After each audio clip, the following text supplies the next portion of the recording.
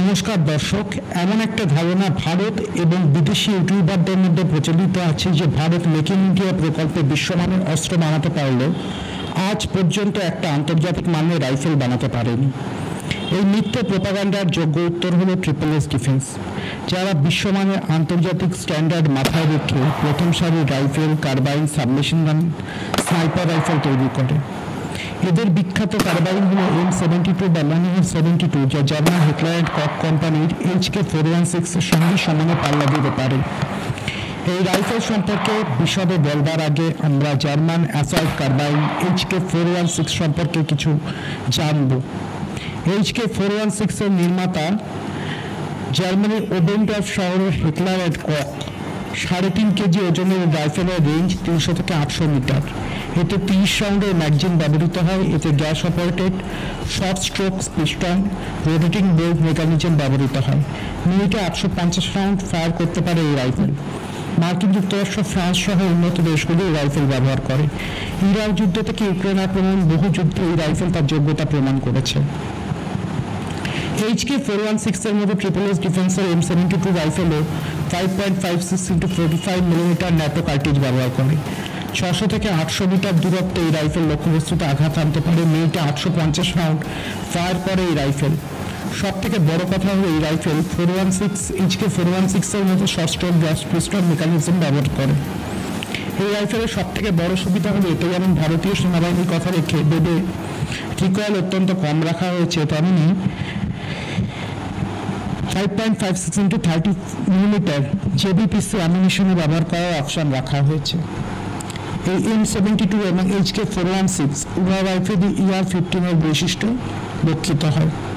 ভারতীয় special force M4 carbine 6R 516, 6R 776, TAR-21 বা টাভার 21 rifle এর মতো 5.56x45 মিলিমিটার ক্যালিবারের অস্ত্র ব্যবহার করে। এই রাইফেল ভারতীয় কমান্ডো বাহিনীর ভবিষ্যতে একটা ভালো অস্ত্র হতে পারে। এখন আমাদের দর্শকরা প্রশ্ন তুলতে পারে, কেন ভারত HK416 কিনল না? এর উত্তর লুকিয়ে আছে দুটি বিষয়ের মধ্যে। প্রথমত, HK কোনো মতেই নন ন্যাটো দেশকে HK416 বেচতে চায়নি। দ্বিতীয়ত, HK কখনোই ভারতকে এই রাইফেল বেচতে চায়নি কাশ্মীর ইস্যু নিয়ে জার্মান পার্লামেন্টের চাপে। তাছাড়া আরেকটা ব্যাপারও আছে, HK416 এর দাম অনেক বেশি। ভারতের স্পেশাল ফোর্সের সংখ্যা অনেক বেশি, তাদের হাতে HK416 তুলে দিতে অনেক অর্থের দরকার। শুধু রাইফেল এই ক্ষেত্রে গুরুত্ব দিলে অন্যান্য অ্যাক্সেসরিজের সমস্যা দেখা দেবে, কেননা HK416 এর দাম হচ্ছে 2 থেকে 2.5 লাখ টাকা প্রতি ইউনিট। স্কোপ এবং অন্যান্য অ্যাক্সেসরিজ বসালে এর দাম 3.5 লাখ টাকায় পৌঁছাবে। তাই ভারতের এর বিকল্প খুঁজছে। বিকল্প হলো INI এর আরাদ বা ইসরায়েল মিলিটারি ইন্ডাস্ট্রির আরাদ এবং আমাদের SSS ডিফেন্সের M72 রাইফেল। এর মধ্যে আরাদ মূলত ইসরায়েলি বাহিনীর কথা মাথায় রেখে তৈরি। এর দামও খুব বেশি, প্রায় 2,93,000 টাকা পার ইউনিট। দ্বিতীয় রাইফেল হচ্ছে M72, যার নির্মাতা হলো Bangalore best SSS defence company. প্রথমে এরা 2021 এবং 2024 ভারতীয় ফৌজকে একের আপগ্রেডেড ভার্সন সরবরাহ করে। পরে 500 কোটির বিনিময়ে আর্মেনিয়াকে সাভার স্নাইপার রাইফেল সরবরাহ করে, কিন্তু 2025 মার্চে ইউপি পুলিশকে 2000 M72 রাইফেল বিক্রি করে।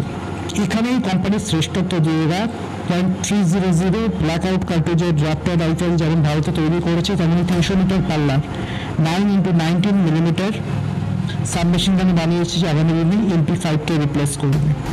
সব থেকে বড় কথা হলো এই রাইফেলের দাম হচ্ছে মাত্র 93,000 টাকা, যা পুলিশ থেকে শুরু করে আধা সামরিক বাহিনী সকলের পক্ষে অ্যাফোর্ডেবল। কিন্তু M72 বা যাবতীয় আর্মি ট্রায়ালে সফল হলে লালফেটের ফাঁস এবং বিদেশি লবি এই রাইফেলকে সেনা বা আধা সেনার সার্ভিস রাইফেলতে বাধা দিচ্ছে। এছাড়া যুদ্ধকে ব্যবহার করা দরকার, তবেই এর পরীক্ষা সম্পূর্ণ হবে। তবে মনে রাখতে হবে, প্রাক্তন প্রতিরক্ষা মন্ত্রী মনোহর পারিকর প্রতিরক্ষায় যে আমদানি নির্ভরতা কমানোর কথা বলেছিলেন, এই রাইফেল সেই ক্ষেত্রে একটা বড় ধাপ অতিক্রম করেছে। এখন এই রাইফেলের এবার ইন্ডাকশন জরুরি। আজ এই পর্যন্ত, সকলে ভালো থাকবেন। জয় হিন্দ।